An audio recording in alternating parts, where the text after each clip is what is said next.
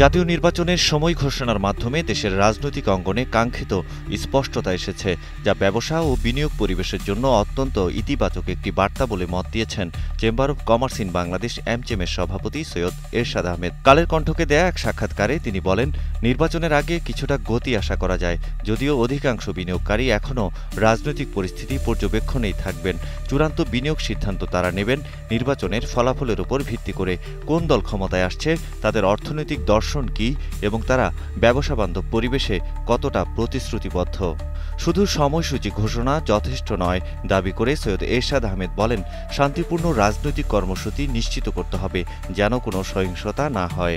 দেশ এখন এমন এক পথে হাঁটছে যেখানে রাজনীতি ও অর্থনীতি পরস্পরকে শক্তিশালী করছে।